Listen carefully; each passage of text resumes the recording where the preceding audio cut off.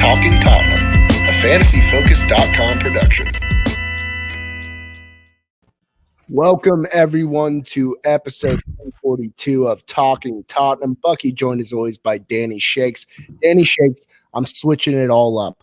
I'm tilting the world on its axis. That's what I'm doing right now. We're doing victory tangerines.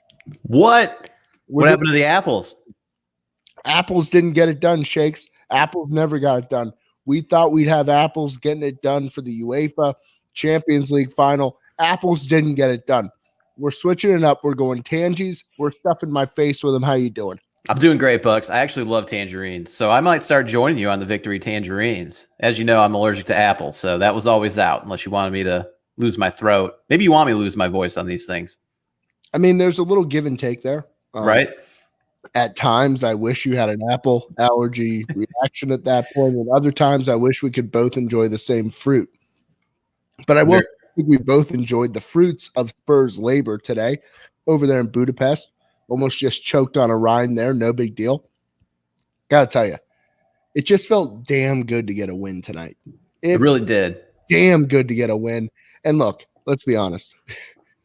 The first thing you said regarding the Pellet Boys was these guys suck.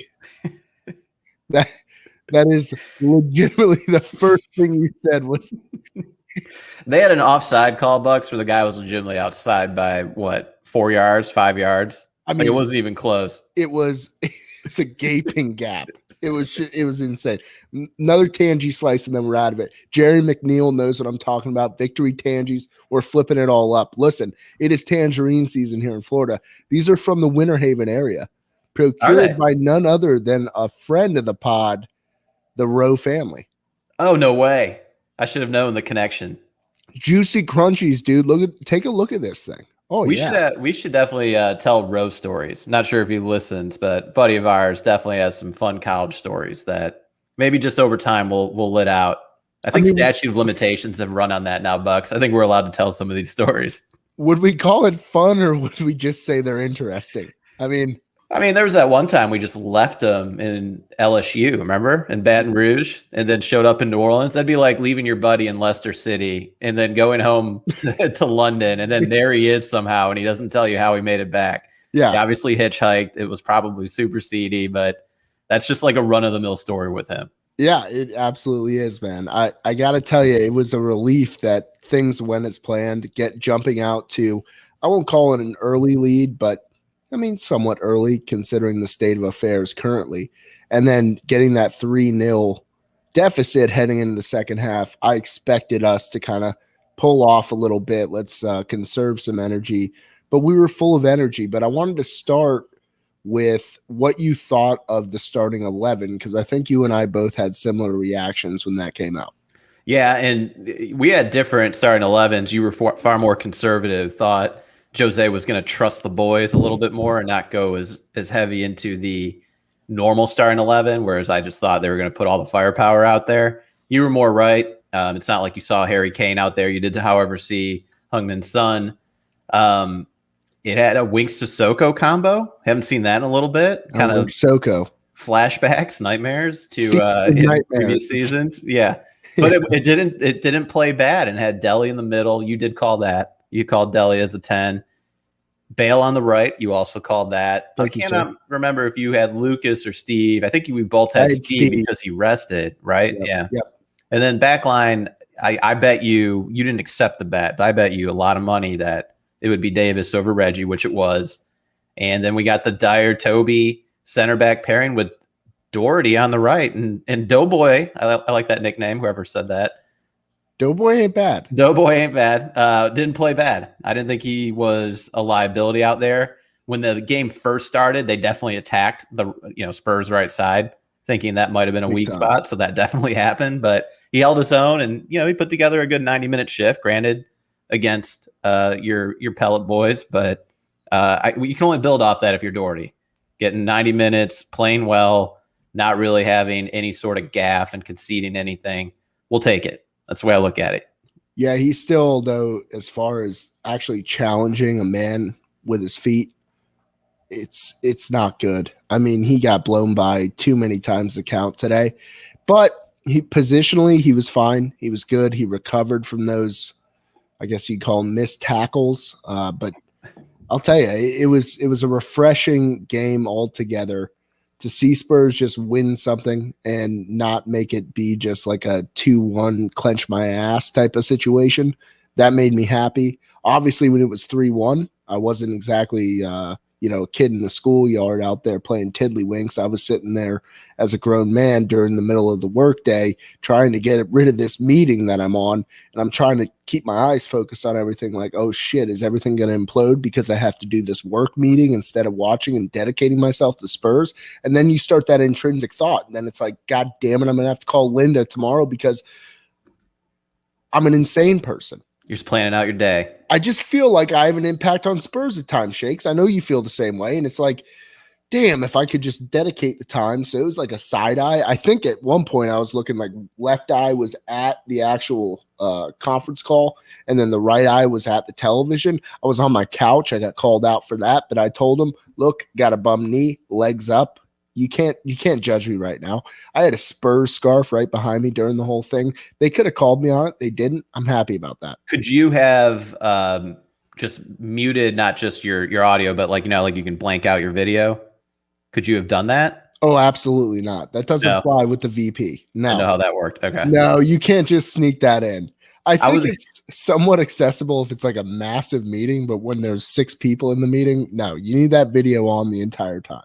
Okay. Completely understand. Hey, speaking of like budgeting time, by the way, if I have to run and let you filibuster on all the questions that we were asked on the TT Podcoys Twitter feed, it's because right now I'm solo dad duty. There's my daughter sleeping right there. My wife, she's out next door drinking with the neighbors. So got straight up power moved. She's like, what do you got going on? She's like, you just talking with your buddies about your stupid little soccer shit? Yeah, yes, I am. So then she just pieced out. And she's next door, so she'll make it back in time if the kid starts acting up and needs to be fed. But that's my situation right now, Bucks. So doing what I can to fit everything in. Father of 2. I'm glad I'm your stupid buddy talking about your stupid ass soccer shit. She didn't say that, of course. She would never say that about you, at least. Well, I think I actually am a release for you, so it kind of helps. I think, if anything, maybe she's sending you thank you notes. I don't know. Yeah, well, he'd be crazier than he normally is if it wasn't for you as a release valve with the stupid soccer. Yeah, let's just start where we need to be here, and in my opinion, we're going to move on. I don't foresee any sort of shortcomings in the next game against the Pellet Boys. I'm glad we get to see these Pellet Boys again, because at least we can have another podcast where we're chipper, full of fun. I have deemed this a 3 beer pod, by the way. Officially. Really? Yeah. I already had 1 beer. I got a real heavy pour scotch. And then to finish it off, I got another hazy IPA. So I love those hazies. I love the hazies. Good. So these Sierra Nevada ones? Yeah. Those are really good. Whenever those are on special at Publix, I get those. Cigar City just came out with a hazy IPA called Fancy Papers. I have a 6-pack of Fancy Papers also in my fridge, Bucks, and those very are good. Also tremendous. Yes, very good beer. I was. We should have like beer corner. We should talk about local beers. Well, we have a platform now, so maybe we just like slide into it on the Talking Tottenham pod. Have you ever had poolside Kolsch from Sarasota Brewing Company? No, I don't like Kolsch's. You gotta wait till summer, but try them out near the pool. Yeah, maybe on the golf course. That would work too. Something lighter. So Doherty, obviously, when I saw him on the starting 11, I was like, man, I really wish Tanganga would go in there. But this makes me feel like Tanganga is starting on Sunday. I was just going to say that. Yeah. So once I actually understood that, and I'm like, look, we're playing the Pellet Boys. We don't exactly have to get the big guns out. By big guns, I mean the sack out. We don't got to play sack out today. We get to tuck that sack in, waddle around for a little bit, feel pretty confident about ourselves, and move forward. But Doherty, let's start there. Aside from the shaky defending at the start, which I think we both agree with, he really came into form as far as his attack. The first goal. Let's talk about that. He just first off, your favorite sack tucked in movie, is it There's Something About Mary or Ace Ventura? Ace Ventura, because it's a massive tuck. Yeah, it's beyond a tuck. I mean, Mr. Winky, man. Movie was ahead of its time with the transgender stuff. Oh, completely agreed. Yeah. I mean, big time. That's all I'm going to say. Einhorn was hot, dude. Like Einhorn was hot. Finkel and Einhorn. I would have kissed Einhorn, no doubt about it. I mean, even knowing after the fact, I would have. Even then, Einhorn, yeah. Even if you saw it tucked in. No. Like I know that it's been tucked in, but at the same time, I also feel that, I'd still kiss the front end of her. Yeah, I mean, she had work done on the other side. He had worked on others. I don't know. Yeah, Doherty played well. Nice transition, Chase. That's what I'm here for. Yeah, I thought the same thing, though. I'm like, that means Zach Tanganga is starting against West Ham. By the way, what do you think West Ham beats this team by? Like similar scoreline? Similar scoreline, yeah. Yeah, so look, excited about it. 20 shots, 9 on net, 62% possession, 4-1 win. Some players, I don't want to call them ancillary players, but played well, and got some goals. It wasn't just Kane and Son show. But yeah, I mean, Doherty held his own for the 90 minutes. I thought Davis held his own too. It's not like Spurs were a threat along the wings because it's not like those guys blaze you with pace. And that worried me because then I thought maybe Winks and Sissoko would be kind of by themselves in the middle of the pitch, but they held their own. And credit to Dele Alli. He's the one that kind of came back a little bit more to help start, whatever transition or whatever threat Spurs would try to deploy along usually the right side with Bale, at least in the first half. So everyone kind of did their job in a way. I'm not saying Doherty was a world beater or Davis was a world beater. I thought Sissoko and Winks cleaned shit up, and then they did what they had to do, which was get it to Bale or get it to Dele in the middle of the park or on the right side, and then kind of see what would happen for Spurs. And Bale had a couple chances, early on, where it's like along the right-hand side there until eventually the cross came in for the first Sun goal. So I kind of enjoyed what I saw with Sun playing up top. I hated Sun starting because I thought it was just, even though I had Sun starting, I just didn't want to see him keep playing minutes. So it was nice to see him come off at half. Wonder if the game was not in doubt if he would have came off. But when he's up top and worries a little bit less about coming back and pressing as well as like coming back and pressing the ball or trying to start some sort of possession in the middle of the park, get it from Winks, Sissoko, or whoever the holding mid is at that time. It's just nice to watch Sonny like out there free and like trying to attack the net.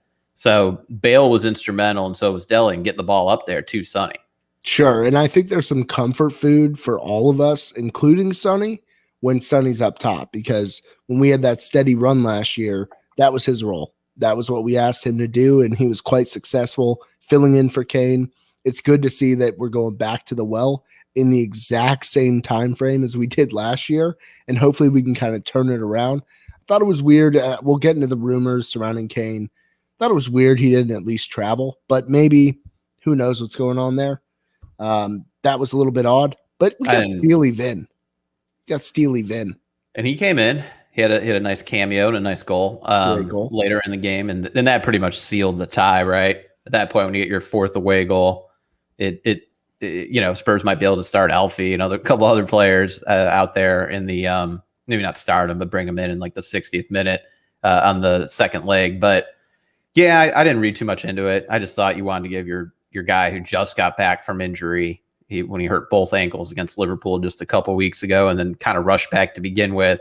Just don't even like tempt yourself if you're Jose. Don't let him get on the plane, and let him stay home. Let him play with the kids and be rested up for just a massive EPL match on Sunday.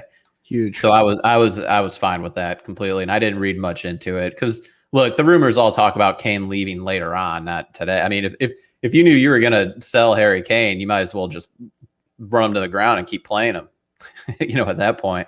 So I didn't read much into that, Bucks. But let's talk about what you want to talk about. Like, I can't believe we've gone 15 minutes without talking about Dele in depth yet. Yeah. Your boy, is he back? Is Dele back? Give me the percentage that Dele is back. 75% back. 75%. You've thought this through? 75% back. Okay. Yeah, I have thought it through. So here's where he's back. He's kind of got his mojo in the middle. He's kind of feeling his way through there. The flicks, the tricks, it was all there today. He was constantly getting his men in the right position.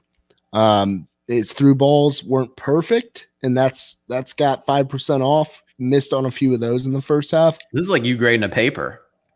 I've never graded a paper in my life. Like but you're Professor Bucks. You're just knocking for points. Or maybe you're a judge in like some sort of competition. Possibly. I don't know. Possibly. Start at 100, work your way down. Judge Buck doesn't have the ring, though. I can see Judge Buck. No, that seems like the worst individual you could ever face in the courtroom. You think you're judging like couples figure skating or floor exercise and gymnastics? I don't think it's like Cotton Providence or whatever that one YouTube page is where you got the judge just like handing out 5,000 grand to everybody that comes in there. You're not the judge from Blades of Glory? No, not quite. But with Delhi, honestly, it comes down to two things for me. Number one, when he's feeling that flicks and tricks game, it really does open things up. What was most stood out to me was Lucas wasn't ready for it. Like Lucas wasn't even ready for that one rope-a-dope over his head in the box thing that he pulled. Lucas is like, holy shit, where's this been? Yeah, he's like, what's this ingenuity? Yeah, and honestly, I love what I saw in terms of that little flicks and tricks game. Number two, look, he was putting hustle in. He was tracking back. He was doing his job. He was getting in the mix in the back third of the pitch and doing what he needed to do there. And I think that means a lot with Jose. I was really happy to just see him start a match. I think that's huge for him.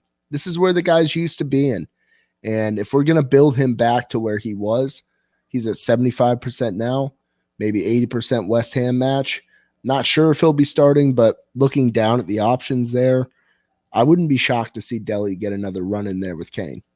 I could see him coming off the bench. I do not see him starting when we talk starting 11s in West Ham, but do you think, though, this is an admission by Jose that Delhi cannot play on the left side or really any other position besides the number 10?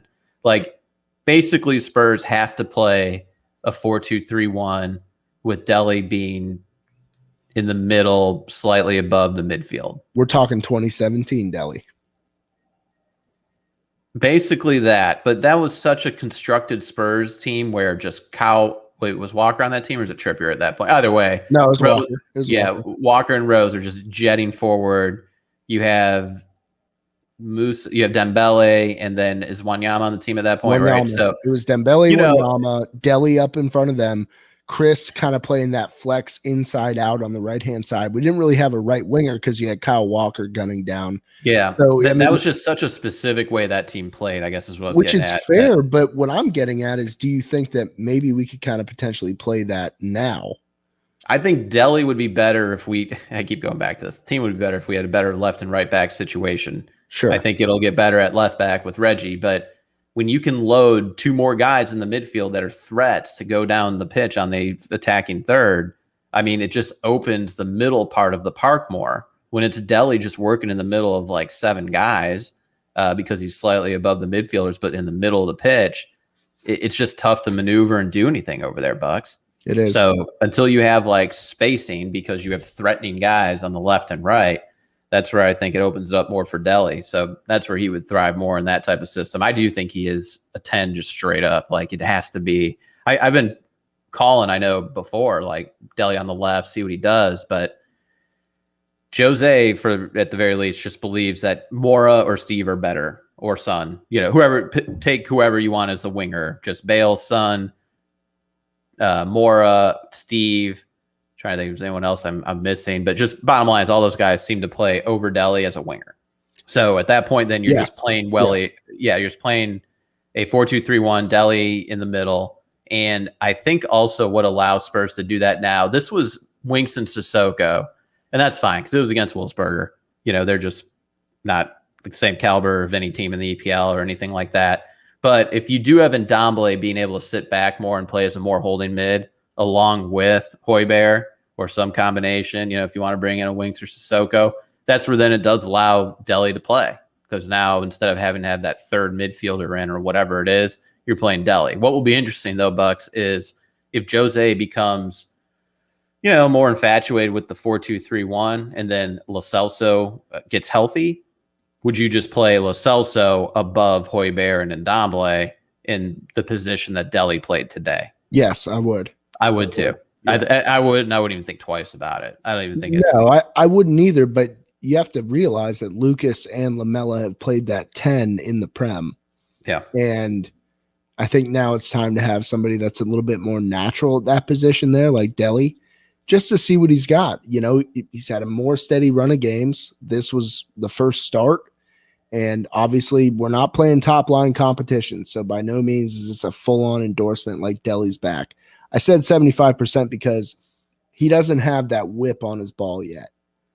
When he's in the box, he needs that confidence where he's just piping it in there, similar to what Bale did on that second goal. Delhi's at 75%, but Delhi at 75%, in my opinion, doesn't really get over the line in a Premier League match. We need Delhi up to 85, 90%. We need him churning on all cylinders. We need him like the Hess truck. You know what I'm talking about? Mm-hmm. The Hess truck come Christmas time. I was the happiest kid in the world when my grandma would give me that Hess truck. You got the little race car in the back. Delhi's the race car in the back of the Hess truck. Well, the Hess truck's still refueling. So therefore, the sports car inside also needs a refuel, but we got to get it out of there first. This was us taking the sports car out of the back of the Hess truck. It's backing out right now. We're going to pump it full of gas, get some more reps, and get the shit done, Shakes. That's what we need to do. Delhi has to be involved. Considering without Lo Celso, I think the most natural setup we have would be Delhi there at the 10, and then you could just cycle through on the right-hand side. Lucas, Lamella, Steve, figure out what you need there. But I think that's our best combination. And as long as Jose can keep endorsing this. Easy. Yeah, easy. I almost jumped the gun there, Shakes. You got to check me on things like that. I just feel that Delhi being back to 85, 90% gets us in a spot where we are more effective in the final third. And that's what it boils down to with us breaking through in the Prem. So I think this is great progress. I'm not going to sit here just waving a flag like Delhi, deserves to start every match. No, but he certainly has at least earned a look from Jose. Get that. And I don't want to get you discouraged, but I don't think he's really involved much against West Ham. That's a big game, and they're just good competition. But looking at the calendar ahead, the fixture list, Bucks, Spurs got the turnaround match against Wolfsburger. Delhi will play in that. They then have Burnley. They have Crystal Palace before Arsenal. So I could see, again, Crystal Palace has not been playing well at all. Burnley, they're bottom, 15th right now, 14th in the table. So I'm still terrified of that Sean Dyche. I know we are. We'll have our Sean Dyche. Oh, of course we can. I mean, we're going to drink all we can on this podcast. No, and he will outdrink Dyche all of us. Does this in while reading a book. But I think you're going to see Delhi involved more in games where Jose accepts that they'll have more possession, play Ndombele as the holding mid, try to ease him in that way. Where I don't know if you're going to see Delhi is Spurs got Arsenal, who've been playing better than the first time they met when Spurs trounced them. And that's 3 EPL matches from now. Does he play in that as a 10 because just there's trust out there by Jose to just only put Ndombele and Højbjerg out there? Also, at that time, maybe Lo Celso was back, so that'll be part of it as well. So we don't know a thing about Lo Celso at all. They said he got set back 3-4 weeks, and it could be that time. I don't know. I'm holding out hope. It's such like a non-talked about thing, but don't forget, Kane came back strong, and then maybe some people called him Player of the Year, but I thought Lo Celso was far and away during the dark days of Spurs. Between February and May of last year, or I guess March, before it all I would came say crashing down. Mid-January through March. Yeah, mid-January through March. Yeah. But by far Spurs' best player, and he's just gone, not part of this whole thing. So it feels like forever. When was the last time we saw him? I don't remember. November? I mean, he scored against Man City. Did he play against Arsenal? I can't. Shakes, you're asking the wrong guy. You know me. I can't remember these things. I'd have to go back. I don't even know, buddy. Yeah, it's been so long. That'll change things quite a bit. I actually think he starts against West Ham. Delhi does. I do not. You think he actually starts? Yeah, I do. I do. Well, we'll talk lineups. I don't think he does. Weirdly, though, it's like if you're going to play Lucas at the 10 and you think you're going to have possession, just play Delhi, I guess, is my mindset. However, if you're worried about not having possession and needing some guy to come back and press, I get why then Jose chooses Lucas. So I really think it's just indicative on that. How much defending do you need from that fourth guy that normally is an attacker? That's why, like, forever he was playing this 4-3-3 where he's got Højbjerg, Sissoko with Ndombele. Now that we're dropping Sissoko for Lucas, for Dele, for Lamela, whoever it is, pick that fourth guy that goes up there with Son, Kane, and Steve or Bale, then those are the offensive guys. It's like you got to pick like who this guy is, and it should be more set to, does this guy have to really come back and play defense? Because Dele is just not giving you what Lucas gives you. I'm not saying, he's come a long way from, I think, probably the Everton loafing around and a couple other matches, but at the same time, Bucks, it's just not the same energy as Steve or Lucas. Oh, I completely or Lo Celso when Lo Celso is fully healthy. I agree. I think Lo Celso and Dele are pretty similar, though, as far as energy. Lo Celso's more technical, whereas Dele's more flash, but both, like, Lo Celso's finishing is much better than Dele's. Like, not close. Like, it's not arguable. Now, if you ask me 2017 Dele, different story, but 2021, it's Lo Celso all day is a better finisher. Oh, I completely agree on the finishing aspect. That was like the main 20% knockoff I had on Dele. He had a couple opportunities the last few matches where he just, it's weird. Like he's kind of like just tapping the ball a little bit. He's trying to really frame it instead of just blasting it. I was thinking about this watching the match. It's like that Lucas play. There were a couple other ones where I like your tricks and flicks call, but it's like Dele is so anticipatory. Like he has these anticipation genes where he could either pick out a pass where sometimes just the other guy's like, wow, I didn't even think he was going to do that. That's similar to Ndombele. Or like he might make a run, where Toby tries to pick him out deep, or it's just like a diagonal cross. Like a couple of really good ones today. And that to me is like the boiled down, there's far more shit you would talk about, but that's like in a nutshell why I think he would play well if he did get transferred out to PSG or to a team that's got really good players, because it's like his level would increase with that, because he might be on the same wavelength as, pick like Neymar or something like that, where it would be, okay, I get what this guy's going to do. He's really going to make this run right now. And I'm that quarter of a second quicker about it than maybe someone else would be. So I do think like if he starts linking up with, let's say, Kane, who also has that gene, that's where Spurs can get a little dangerous. If they have possession, you get it to Dele, and Dele can make a quick flick to Kane, who would know or anticipate also along with Ellie on that, or with Dele on that wavelength, then, maybe Spurs can have something there with Dele Alli, but it just seems like, again, a very specific situation, the way I keep talking. Possession plus, holding mids doing their job, plus Dele in the 10 only, plus playing with these specific players. Like, that's why Dele probably doesn't play as much. It just needs to be such a, concrete, specific setup for him. Yeah, it is complicated, isn't it? It is. You can't get rid of him, though. Like, so Nathan Keller, thank you. Leicester in December was when Lo Celso got hurt.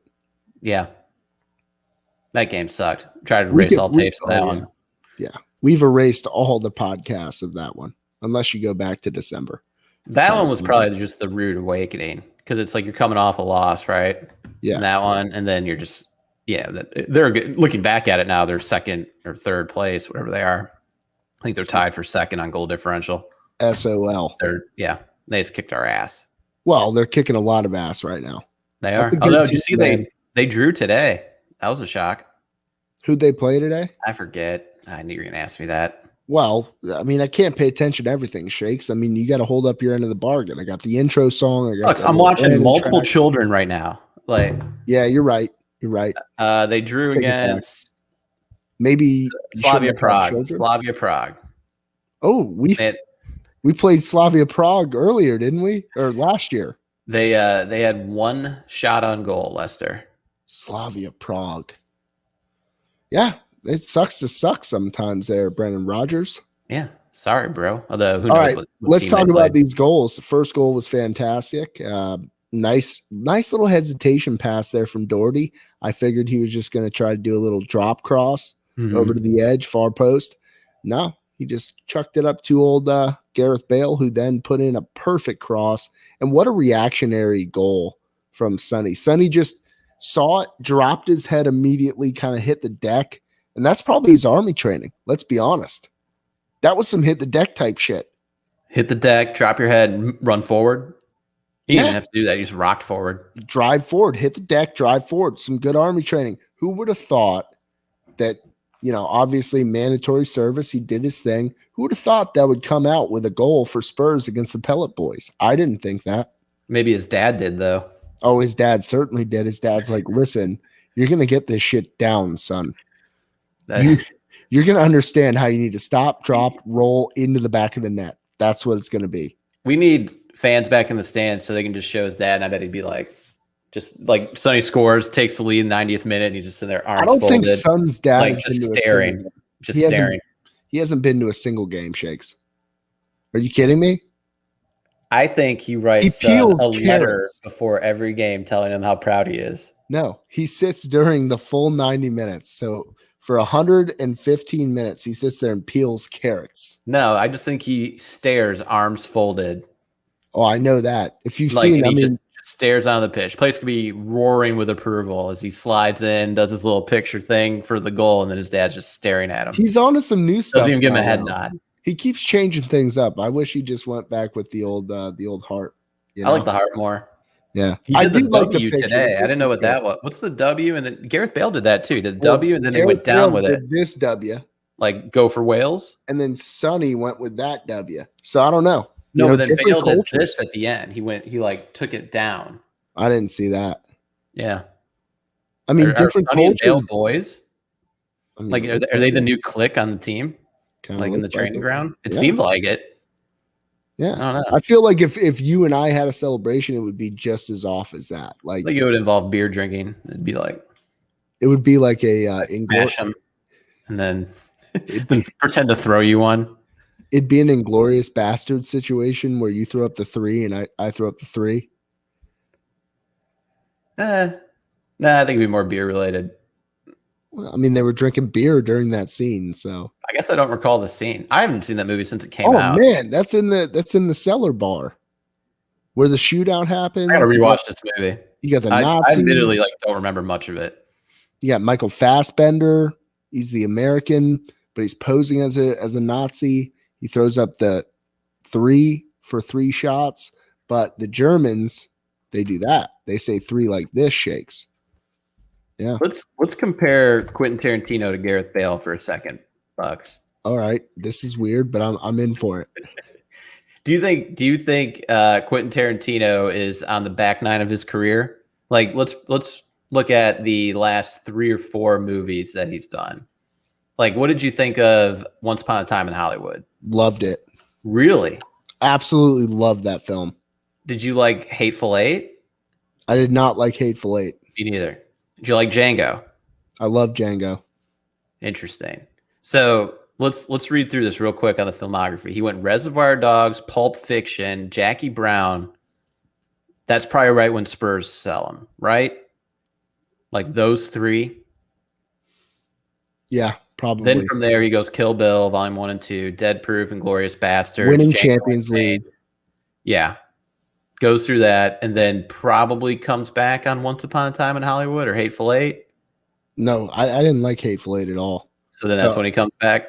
I didn't understand Hateful Eight, to be honest. I had no idea what was going on, even though it made, according to this, 155 I mean, Christoph Waltz just does his thing where he's just a weirdo.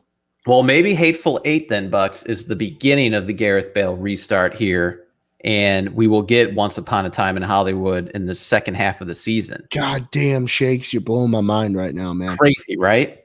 I don't know. I can't believe you just made a Tarantino Bale parallel. I really had no idea where I was going with this 5 seconds ago. No, you didn't, but you just I really brought it together. Once Upon a Time rocked.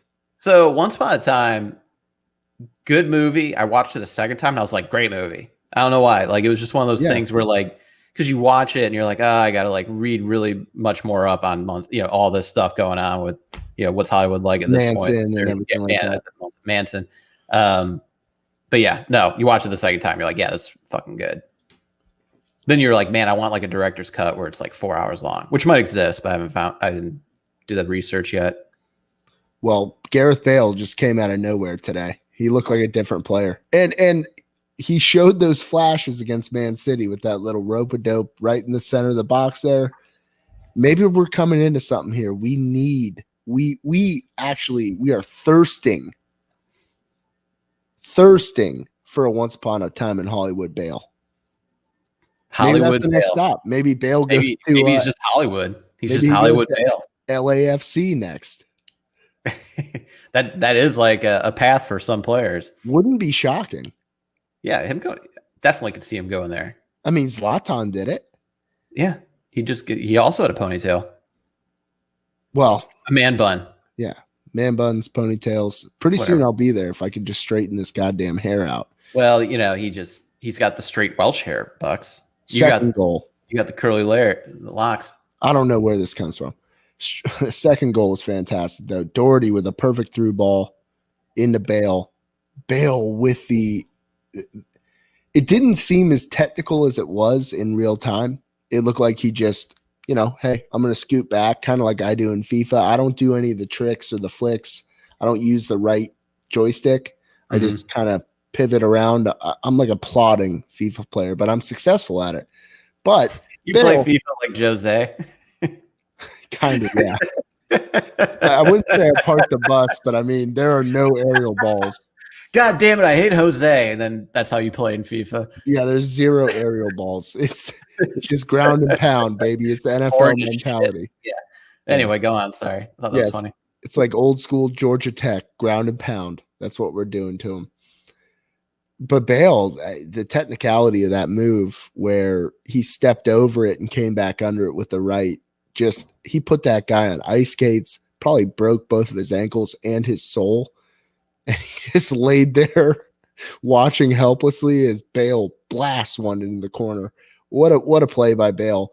Great setup by Doherty again. And Doherty with his hand in the first goal, Doherty with his hand in the second goal. We were off and running. Shout out to Gareth Bale. He's getting it done. He scored goals for us. There's a lot of – I think that the expectations were way too high for Bale, and that's our main problem as Spurs supporters is – especially on Twitter. I mean, Twitter is a dumpster fire. It always is, but goddamn, it's so quick to just say the Bale loan was a massive failure. I don't feel that it was. I mean, he won us a Prem match. He has been instrumental in some of these Europa League matches. And guess what? We need to punch our ticket to the Champions League. Easiest route from the way I'm looking at it is this way. If we're going to get Gareth Bale playing this way with an assist and a goal, in the variety that he achieved both of those, then I think we're in really good shape, at least for this round of 32. Yeah, at least right here in this moment. But yeah, I mean, competition aside, with all due respect to the Pellets of Wolfsburger. Pellet Boys. Yeah, Pellet Boys. Give them some respect.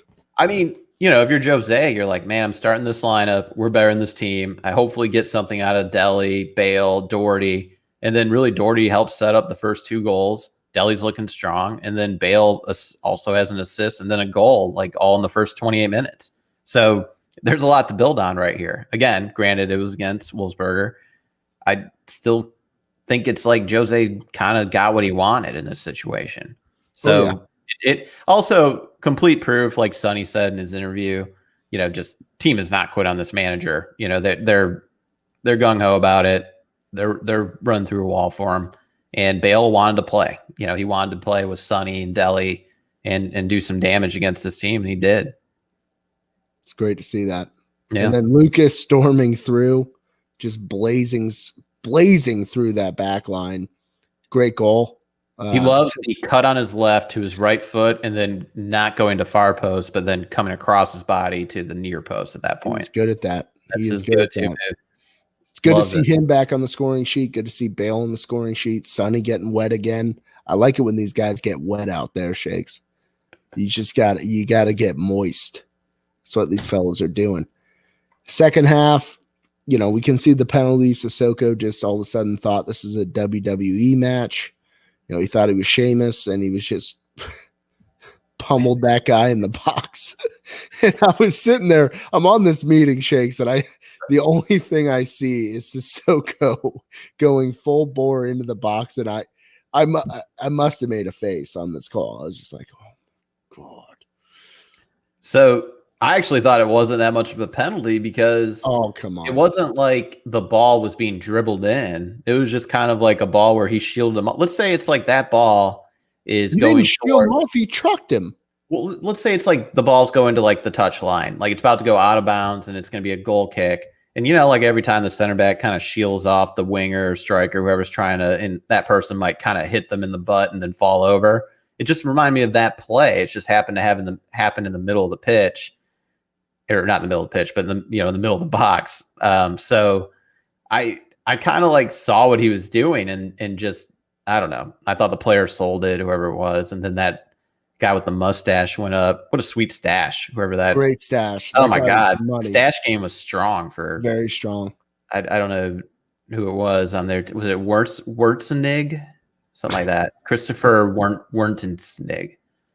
Anyway, number 24. Wurtzenig. Yeah. Anyway, great stash. German descent. Buck. But yeah, like players get tired and they're kind of loafing back and they're getting beaten. I think Sissoko, when he gets tired, he just fouls everybody. Well, first half, Sissoko had a minimum of 5 fouls against him with no card. Yeah, but he was playing aggressive. I think just by the end, he's like, F it. And he's just like kicking his leg out and just taking everyone out. Agreed. But that's fine. We can move on. I was sweating a little bit. I know the line was -1.5. I had a couple of buddies that had texted me about, hey, should I bet Spurs today? I was like, oh, definitely. We're going to -1.5 all day long. I don't bet anymore, but I felt all of their pressure. Does your group meeting like watch this thing? What do you mean you don't bet anymore? I mean, the group meeting is probably watching it. I don't bet. I mean, I'll. My group thinks I gave up drinking. Well, I tangle in it. Shakes, that's dark, man. Just kidding. Just kidding. The last goal, fantastic. Nice goal there by Vin. Well worked. In it. Well worked goal. All in all, let's get our men of the match here and let's move on to listener questions. I had Bale as my 1. I was very impressed by him. Lucas as my 2. I just thought he was instrumental in what we were doing. Doherty is my 3. I had the same 3. That was me. I had Doherty switched with Lucas. That was it. Honorable mentions, though, man. Give it to Deli. Give it to Sonny. Only played 45 minutes. That's why I didn't give him a top 3. Back line didn't look terrible, too. I thought Toby looked better than Dyer, but at this point, I guess I'm just Dyer biased, unfortunately. I still, though, like, when you watch, like, Dyer do something well, you think to yourself, like, why can he not be this way always? Like, when he comes and pinches up, wins the ball in the air with his head and, like, or it's a diagonal pass, like, you just think, like, why can't I always get this from you, Dyer? Which is similar to Sanchez as well. So I'm sure that drives Jose nuts if it drives me nuts. I think it drives all of us nuts. Yeah. All right, we'll get into our questions here. We got Big White Hart Lane coming in. Thought Deli played really well tonight. Showed effort and ability. Big question is, do you think he did enough to demonstrate to Jose that he deserves a start in the Prem? Off this game only, probably not. However, over time, if he comes in off the bench, let's say against West Ham, and then, like I said, you got Burnley, Crystal Palace, he could start one of those games, Bucks, if he's still playing well. Because you have Wolfsberger in between there too, where he'll also probably get some minutes.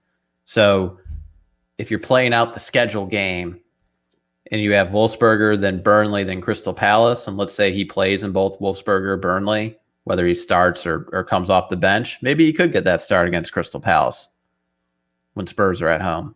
So answer is incomplete, but a possible yes by March 6th against Crystal Palace. I'm going to disagree. I say we rip the Band-Aid off. We throw the boy back in there. Put him right in it? Put him in it. Start him at West Ham. Let's go. So the problem I have with that, I don't mind the idea of it, but just I don't trust Jose because Jose likes to make his halftime adjustments. I don't want a situation where West Ham plays well in the first half, whether they have the lead or it's tied, whatever it is, and then suddenly Dele gets yanked at halftime. We have to start this whole shit over again. It kills his confidence, and then people are asking him in the media. Like, I just don't want it to go that route, Bucks. That could Nostradamus? That could definitely happen with Jose. You don't think that? Not Nostradamus. Just I watched Jose Mourinho. You don't think that's like a plausible thing that he pulls guys like at halftime all the time? I understand that. My point is, can we not have positivity in light of the performance from Delhi today? No, we're not allowed happiness yet. It's been deemed. I think he's. We'll get to our 11s for West Ham, but West Ham's got me on edge, bro. It's got me on edge. So to answer your question, Big White Hart Lane, I think he will start against West Ham. And yes, I think that considering our form in the Prem, it's time to at least give that a shake. And him at the 10, I think makes things work a little bit more seamlessly. Sure, you're not getting that backtracking to the extent that you get for Lamella or Lucas, but I'm all in. I think Delhi starts against West Ham. So to answer your question, hell yeah, let's get it done. Man, I do not. We got Nathan Keller, who I believe is joining us live here with the question. What's up, Nate? Do you think these games against lesser opponents are just what Bale needs to get his confidence back? He had that moment of brilliance against City, so it makes you feel as if he has that ability deep inside. I agree. I mean, I was saying the same thing about Delhi. It's like, and I maybe look towards it more like Jose wants to see them play well against the lesser competition, and he gives you minutes in those games. So it's more manager driven than just what I want to see. So when it's a long run of games of like pretty good competition, like we just had, when you had like the Man City, the Liverpool part, all kind of jumbled together there, along with an FA Cup against Everton, like that's tough, to get him out there. So at least in Jose's eyes. So I'm a big fan of playing Bale, obviously, but if it means having kind of like this lesser competition run to get him those minutes, big time, I'm all in on that. That's an easy yes. That's an easy yes to me. I think he at least garnered the support to start again against the Pellet Boys. We're going to get that going. He's getting that. Yeah, again, Crystal Palace, Burnley, Pellets. Think of it like that. Bale probably starts 2 of those 3. Yeah, I would say he starts 2 of 3.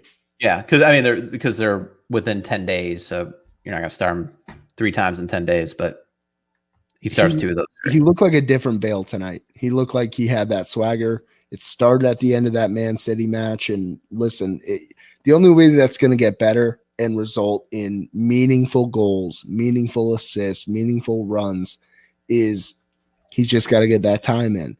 And once he gets that time in, if he's going to keep doing things like he did today, I think we're in great shape with Bale moving forward. And we might just see that Son, Kane, Bale come into fruition. And all of us as Spurs supporters, wow. I mean, that's what we've been waiting for. And hell, it's been a long wait. Yeah. It's been a long wait, 6 months, Shakes. I mean, let's get it done now because it's crunch time. And top 4 is not out of the picture. I'm not going to sit here. It's all positivity tonight. We had a victory, Tangy. We're feeling fair. I've had 1.5 beers. You know what? I got a beer and a half to go.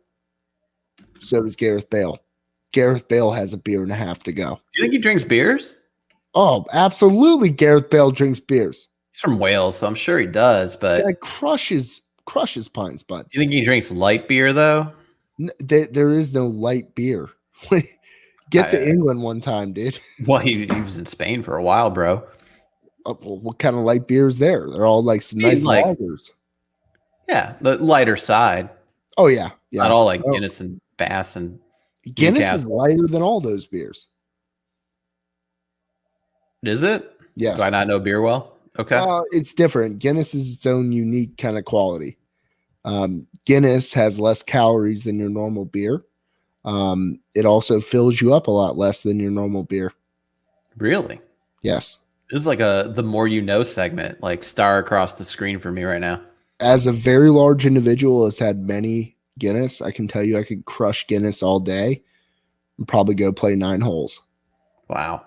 Not 18. Couldn't play 18 after an all day. You can't play 18 normally. So it's true. You're not wrong. I could play about 14. It's how's that me? Yeah, buddy, I can't play for another month according to the orthopedist. So that sucks considering the weather. Baby's moving around. Yeah. Wait, let me adjust So Bucks, I got this new app that allows me to make the thing rock more, and it like helps put them back to sleep. As Jerry McNeil says, nice flex. Technology has gotten great as a parent. Let me tell you. Shakes, I got like 7 apps for my children. This is fantastic content. Yeah, you like that? So wait a second. You are able to rock the cradle virtually, like from a distance. You're doing remote rocking. It's called the snoo. We are soothing the baby right now. Wait, you want to turn it up? You want to turn it up? Up. Don't turn it too up, Shakes. Oh, shit. Oh, we're on 3. We're yellow now, Bucks. We're yellow. No, dude, we think yellow? Wait. Calm. All right. Back to it. Oh, Shakes. Gosh, she was shaking violently there. She's fine. You might want to check that monitor again, pal. I think you just took it to the limit. Look, we can all agree it's my wife's fault for leaving me alone with the children. I think you're doing a great job right now. Multitasking. This is parenting, Bucks. Going from bourbon to hazy IPA, all while virtually rocking your baby's crib. Whole time I got this other kid sleeping too. I should check on him. Hold on. What can't you do, Danny? I have 2 children now. Oh my God, he's not in the crib. Oh no, there he is. That was pretty funny. He's dunking a basketball right now. Yep, he's there too. We're good. All right. Thanks. We can continue the podcast. You're one of the best ever, man. You really are. Oh shit, she's starting to move. Like for real this time. Okay. Well, I can. No, we're good. Wait. All right, nah, she's fine. Damn, Shakes. You had me. You ready to go? You had me on strings right there for a minute. I was like, Shakes, go get that baby. like, bring her on the pod. We're live. We got a few people tuning in here. Dude, my daughter, her name's Elliot, and she has been throwing on weight. Like she just feeds like a machine. So now her nickname is Tank Elliot. Wife hates it. It's great. Tank Elliot is fantastic. So she's just Tank Elliot. That's so good.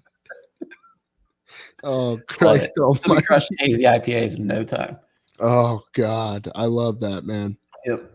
Anyway, all right. So again, on Bale, we have this from Stormy Chappett, longtime listener.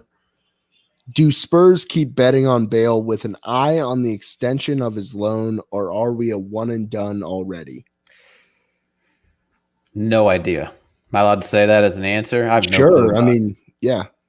I mean, perfect scenario. Yeah, maybe he comes home and he's someone that has meaningful contributions for maybe like 2 more years or so, but I haven't seen it yet. So I don't know what to make of it. With that said, like how long does his contract go till?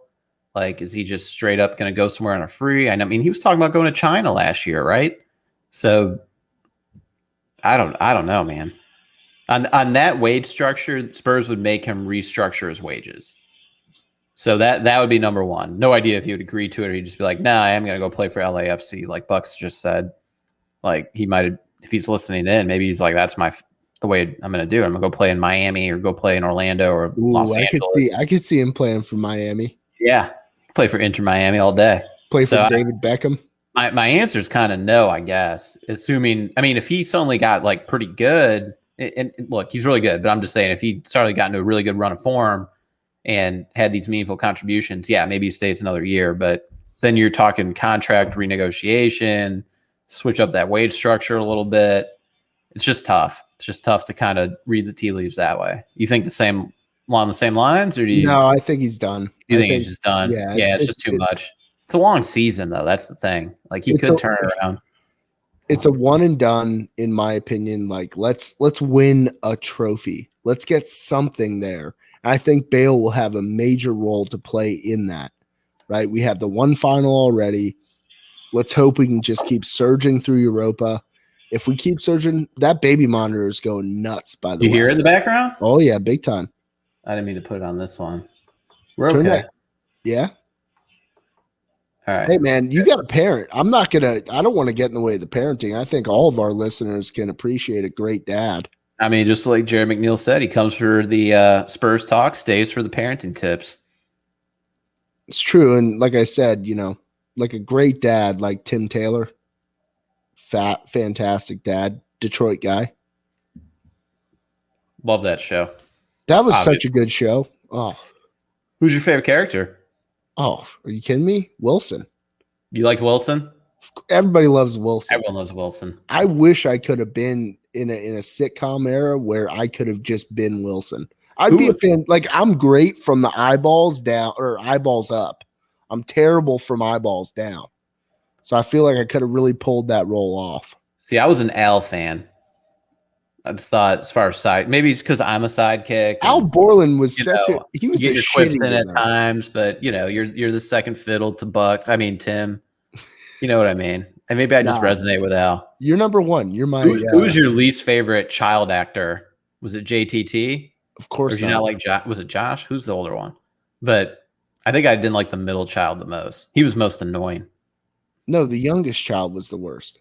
Well, he was just the youngest. He was just a boy. JTT was already a man at age 13, man.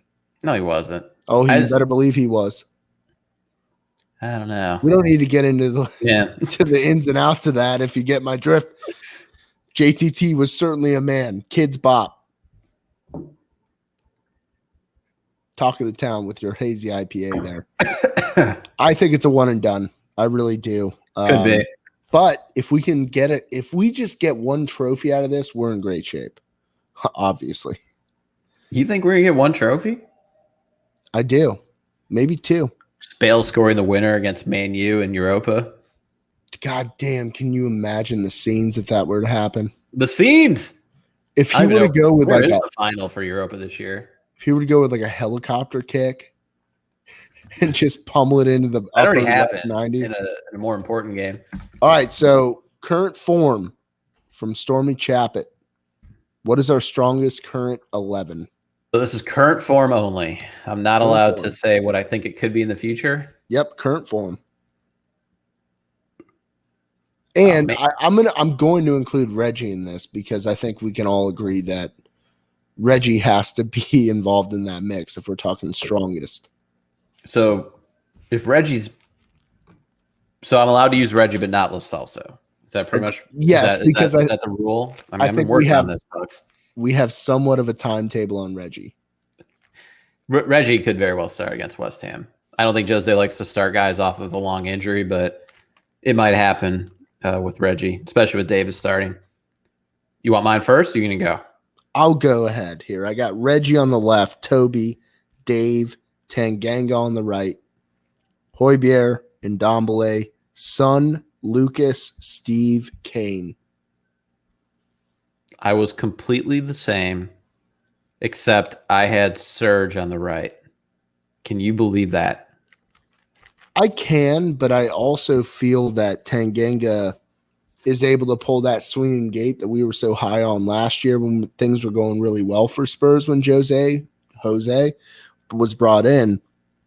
But Reggie streaking down the left, Tang holding down that three at the back. So that's where I feel that's the difference. And I think there's enough there between Ndombele, Steve, and Lucas. And look, I know Steve again today couldn't get it done, but I thought Steve, with his ferocious runs, some great diagonal balls from Toby, he really makes an impact on a game. And it's only a matter of time until that comes out with goals on the other end. It really is. And he works his ass off. There's so many things that I love about Steve's game. I'd say the number one thing is the defensive effort, but the number two thing, he finds space, and he's constantly running in space with the ball. It's just a matter of getting that final push. My number one thing for Steve is actually not either of those two. He does those two well, but it's just the threat of Steve. It's the fact that he has the pace where the defense has to be honest on the other side. So it might stop that left back from pinching up a little bit more. It might stop that midfielder from also trying to move more towards the middle. So I just think matchup-wise, kind of like that wide receiver in American football that might draw the double team or might, create more attention to free up other guys. I think that's where Steve is important because he just has this blistering pace where even though he hasn't converted any of these goals, you just know that he could still create that chance altogether. And I think that's why I have him slightly over Lamela. I wrote Lamela in originally, actually, as the start, like current. If you ask me what I think everyone healthy, what Spurs' best lineup is, now that I know Ndombele can play as a holding midfield, to me, it's Reggie, Toby, Dave, Serge. Maybe one day Tanganga overtakes him. I just need to see more games. It's Højbjerg and Ndombele, but then it's Son, Lo Celso, Steve, Kane. So I think eventually you plug in Lo Celso there as well, and that's a pretty formidable lineup, Bucks. I mean, we'll see what happens. It's the injury bug. Every team deals with it, but getting Lo Celso back, I just can't reiterate enough. Him and Reggie, just two tough outs, for Spurs. Like Big just time. pace on the left-hand side, similar to how I was just talking about keeping defenses honest. Reggie, just the runs he makes and the energy that he brings is just second to none, as far as wingbacks go or backs go on Spurs. And then Lo Celso just has a finishing and a creativity mentality that just the other guys don't have up top. I agree there. With Reggie, it's the aside from Kane. Sorry. With Reggie, it's the acumen in the attacking third. We don't have another player that comes close to matching him. He knows what he's doing in the box, and he knows what he's doing to set guys up so that we can penetrate that box. Because here talking Tottenham and on Tottenham Hotspur, we're all about attacking box, Shakes. We attack box on the reg here at Talking Tottenham. I agree, Bucks. At least you do. Yes, very true. Yeah. We're both on the mortgage. What are you gonna do? Yeah. We're great box attackers here. Do you think we should have like some sort of like pseudo radio hot take argument on who was the more important signing, Reggie or Højbjerg? Because knee jerk, you want to argue it's Højbjerg all day, but then it's like you remove Reggie and it's just fall to pieces. Yeah, and look, again, we just played against the Pellet Boys, so it's like it's Sissoko Winks, but we also saw Sissoko Winks previous years. Like Sissoko Winks started together in a Champions League final, Bucks. Like we know how that ended. True, but at the same time, they got there, together, and that was pretty much the pairing. No, I think you're right. I think Reggie was probably the best signing. Really? Yeah. Here's cutting off Højbjerg, the Viking, just like that. I'm not cutting him off. I mean, he's the second best signing. I think it was huge, and I appreciate what Højbjerg brings, but in terms of game-breaking mentality and ability, that's Reggie, 100%. It's a big difference. Different dynamic. Yeah, I mean, we got Jerry here. Agreed. Feel like downturn started when race car Reggie went out. I completely agree here, Jerry. I think that when Reggie went down, we went down. So it's a big deal to be at least on the precipice of him coming back. I think he starts Sunday. I think he has to start Sunday, and I think he makes a huge impact. This guy's going to be hungry. He will be hungry. The guy is just damn good. He's good from Elliott, every element that there is. You got Nathan Keller here. Crossing is a work of art. He's found Kane on the money 2 or 3 times. Some great passing, and that's not a lie. The guy is just great at what he does, but he'll also penetrate the box. We penetrate box here. That's what Reggie does. So because of our box penetration, we lean heavy on that. I'm going to go with Reggie. It's tough to argue against it, even though Højbjerg is just minute by minute. Look at the results. Solid. Yeah, that's the problem. Is I guess you can't really compare it because Højbjerg just plays every minute. So it's like you take him away against against the Pellets, against Wolfsberger, but in other Premier League games, I guess if you dropped him for whatever, Ndombele, Sissoko, or whatever combo you want to put in there, like how different would it be compared to just Reggie versus Davis? And our boy Gentle Ben, we love him, but just Reggie's dynamic. And completely. It kind of just reminds me of like old school Danny Rose, who was just lightning fast, streaking up the left side. Yeah. He might be the half brother to Harry Winks. We're not sure yet. Waiting on the 23andMe to come back on that. Holy shit. I never even noticed that. Harry Winks has some Spanish descent, so maybe I'm just straight up stereotyping and no one's thinking. No, I never even thought they look similar. No, we've talked about this, right? I don't know. We have. They look similar. They do. Wow. But cool, goddamn, I can't believe I'm gonna just have to disagree to say it's Højbjerg, but like it might be Reggie. It really might be. It's just such a different, and it might be more because even though we did hammer on our holding midfield depth, I think Ndombele is still your creative guy. Højbjerg is still more the defensive guy, even though he can make some forward passes that have been really good in the past, this season. Like I think back to that Man U pass that he had. He sees the field really well. Yeah, he sees the field really well. But it's like to go from Reggie to Davis versus maybe going from Hoiberg to Sissoko or Winks, it might be. And you have Ndombele still as the holding mid. That's their creative one. Gosh, I might go to Reggie too. I asked this question thinking the answer would just be Hoiberg, and both of you and I are saying Reggie now. Isn't that crazy? No, it's Reggie. It's race car Reggie. I like that, by the way. Race car Reggie. All right, another one here from Stormy Chappett. Appreciate all of the questions. Folks, bring them on to us. TT Podcoys on Twitter. You can find us there. We will answer every one of your questions. Let's keep growing. Let's keep having a good time. That's what we do here. Shakes is having a good time. Great time. He is triple tasking, by the way, right now. Wife was supposed to be home an hour ago. Yeah, well, Shakes, you know what? Yeah, whatever. You're doing a great job. No text. Oh, she said I love you. You're good now. Must want to stay there longer. Yep, she's there for a while now. Girlfriend drinking night. Yeah, you're stuck with me. So boyfriend drinking night. Hey. Here we are. Was I supposed to cheers you? Sorry. No, not really. I don't need that from you. I don't need validation from you, Shakes. I think after 141 episodes, I think we're pretty committed to each other at this point. Kinda.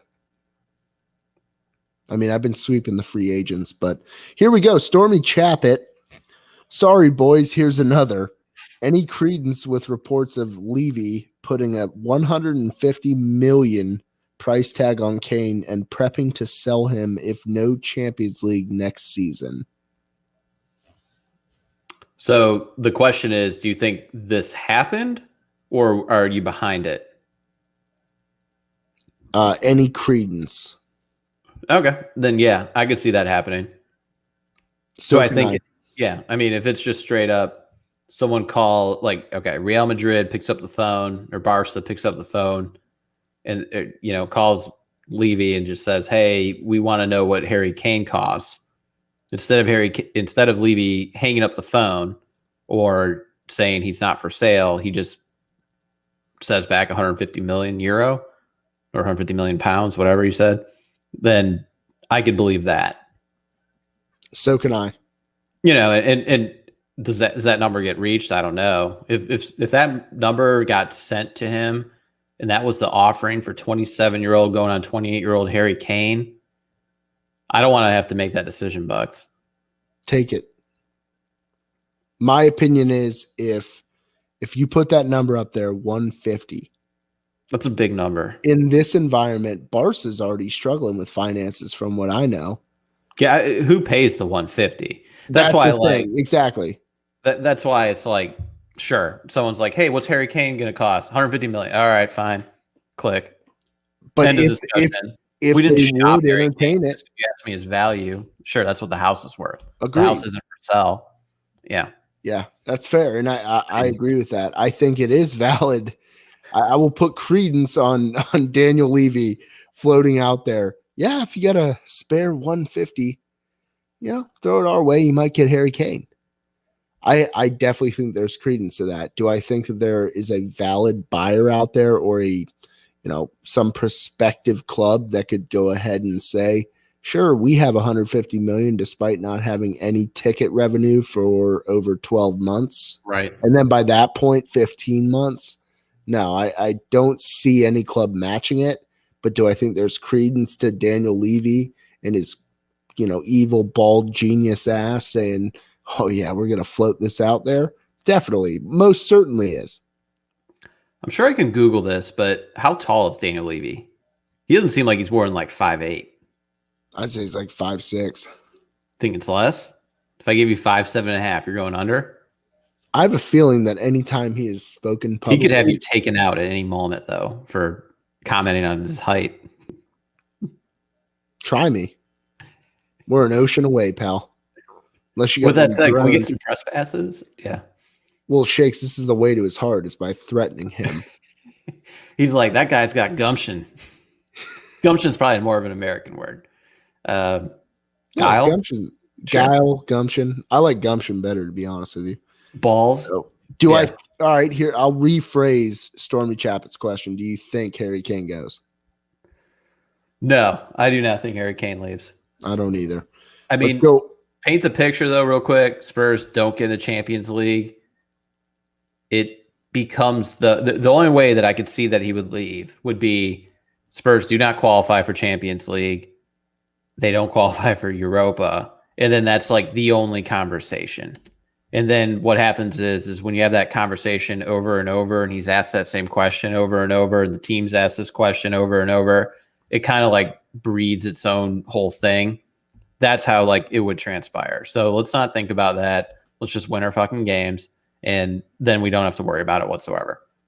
Completely agreed there. We have one last question here from Brian Lozen. Where the hell is Lo Celso? He took a picture with some people over Christmas, and he's never been seen again. Is he at the North Pole, Shakes? That's it. I don't know. I mean, he just what's up with Spurs training staff, Bucks? Oh, let's not get into this. No, well, I don't want to make it West Ham. No, I'm not getting into the training staff. Here's what I'm saying. No, I don't want to get that route. Yeah, I don't know where Lo Celso is. I just sit here night after night. It's the last prayer I say before I go to sleep. I say, "Dear Lord, can Gio Lo Celso please come back?" You're like, let there be peace on earth. Let's end the world with hunger, and then go into your Lo Celso prayer. I'd say, "Dear God, the guy is so fucking good. Can we just get him back on Spurs and like rushing up from box to box, doing what he does best, Lord? Dear God, I fucking love that guy. Can you just bring him back?" That's me every night. That's the last prayer I say. So to answer his question, I have no clue where he's at. What sucks, and I don't mean this on the training staff, it seems like bad luck, but it's like he never had any injury issues whatsoever before. And then now it's like comes over here and just for whatever reason, whether it's hamstring, groin, just feels like it's something like right there. And he tries to rush back probably to practice too soon. That's what happened last time. Then he retweaks it, and then it's 2-3 more weeks. And then now we haven't heard. So, I mean, just the hope is you get him back for the stretch run. And I mean, really, Bucks, it does feel like it's like he's only going to be a substitute, even though I still think Spurs' best 11 includes him. I know everyone wants to see the Højbjerg and Ndombele, Lo Celso again. They tried it once, like months ago, but it didn't really work because Ndombele was playing at times ahead of Lo Celso, and I don't think that's the way it should be. It should be Ndombele's behind him because he's more of a holding midfield. Agreed. And now that he's been playing more of a holding midfield, it's like, shit, I want to see that again and see it for a few games to see what's going on with that type of lineup. But we're just apparently not going to get it. So whether it's Lo Celso comes in for Ndombele in the 70th minute or some sort of winger in whatever minute, maybe that's just what we got to deal with for another month. And I just think you got to be slow to build him up. I don't think he's going to be starting anytime soon at all. He might come back in a couple weeks, but he's only coming off the bench. I just think at this point, Mourinho thinks he's so snake bit or so, fragile at this time. It's like you can't just like throw him into a starting 11 like you might with Reggie. I totally agree there. I think he comes off the bench when he comes back. It's a different situation between a guy like Lo Celso, who's young, very athletic, and a guy like me who has had constant injuries from softball, basketball, a simple jog for 2 miles over the last 2 years. I get hurt, Shakes, once every 2 months. There's no doubt in my mind. I don't have Spurs medical staff looking over me. Maybe it would even be worse if I did. Maybe I'd be out every month. Maybe I'd be 400 pounds by now. Don't hate on the medical staff. Let's not do that. Okay. I started it. I'm sorry. You're right. Now I'm trying to make a joke. All right, West Ham, huge match. West Ham is on a heater right now. They're playing good football. They're not conceding many goals. Oh, boy. How do you see this shaking out, Shakes? What's our 11 look like? So let's talk about West Ham for a little bit. Do you think they're flash in the pan, like they're just the team that's had a good run, they've played some competition that's below them, they've kind of taken care of business, or are they like legitimate? Like I that's the part I struggle with, Bucks. It's kind of like Arsenal went on a little bit of a run and then they played some good teams and lost. So are we going to see the same thing with West Ham? I don't know, man. They've they've definitely capitalized on kind of a weaker point in their schedule. So in December on the 21st, lost to Chelsea 3-0, drew against Brighton, who's been the thorn in every single team's ass this year, 2-2 on the 27th, drew at Southampton 0-0, then went to Everton on the 1st of January, 1-0 win, followed up by Burnley with a 1-0 win on the 16th, followed up by a 2-1 win against West Brom. So that's that stretch right there where Everton obviously has been a team that's flirted with top four all year. They're a dangerous team when they want to be, but they're a lot like Spurs this year. There's a lot of parallels between both those clubs as we currently stand in the Prem. So I too was looking at the schedule, and that's why I asked this question. It's like, all right, they beat Villa 3-1, didn't score a goal against Fulham, who's been playing well, lost to Man U 1-0 in the FA Cup. They took care of business against Sheffield United, which they should. Like, Sheffield's a bottom table team. I don't know where their goals should always come from, Bucks. Like, it's like sometimes they come from midfield. They're playing Antonio as a center, just striker. Like, that shouldn't really be that way. They really don't even have a striker on the team. They play some defense at times, even though Liverpool beat them 3-1. I think Spurs just go into town and beat them. I just think Spurs are the better team. And I think West Ham's been playing well. They had a good run of schedule. Good for them. But really, Spurs are the team that were up 3-0 in the 80th minute against West Ham. And granted, it's not the same exact team because, you got some injuries with Reggie and Lo Celso. But if I see Reggie come back out and I got fully rested Kane, and then I got Ndombele and Højbjerg that, even though they had a cameo just to like stuff guys in lockers, for the last 20 minutes. Yeah. Not sure why. Oh, yeah. Not sure why Jose did that. He's like, let's just go get Bully Højbjerg out there to like beat up some people. But hey, kill that guy. I'm actually pretty high on Spurs here. I think Spurs go into town and win. All right, what's your 11? My 11. Are we allowing Reggie to show back up in our lives? Most certainly. We're going to get Reggie on the left side. We're going to get Toby on the left side, too, as the center back there. Dave next to him. I don't think we go Toby Dyer again. I have Tanganga written in on the right side. Not sure where we are with Serge. That's the issue there. I think he's still hurt. I think if he's still hurt, we've got Tanganga on the right. That's Højbjerg, a great thing. I think that's a great thing. I'm not against it. I'm excited about the Tanganga Reggie experience. Højbjerg and Ndombele in the middle is the holdings. Sonny on the left. Lamella on the right. Lucas in the middle. Kane above them. That's my starting 11. I don't mind it. Mine is not too far from yours. Hugo and net, Reggie on the left, Toby, Dave, Tanganga, Ndombele, Højbjerg. I got Son, Deli, Lucas, Kane. So that is the recipe right there for a 3-1 Spurs win on the road. I just can't see Deli getting the start over Bale. I don't think either of them starts, but it's just if you're going to bring one of them over the Steve, the Lamella, the Lucas, it's going to be Bale. I really believe that. No, I'm going to go Lucas there. I'm going to go Lucas. I think Lucas and Deli are a good combo. I think it's Lamella and Son. Going Deli, Lucas. 3-1 Spurs is my prediction. Shakes, what do you got? I got 2-0 Spurs. Wow. Clean sheet, Bucks. Yeah. Oh, man. We better. Spurs get up 1-0 in the first half. West Ham presses. They have some chances. Hugo gets out of his slump. Makes a save or two. And then on the break, whoever comes in, I think maybe Deli or Bale, maybe they help Kane and Son out, and Spurs go up 2-0, and we're in the 80th minute, and we're just thinking to ourselves, holy shit, Spurs got a 2-goal lead against a big team.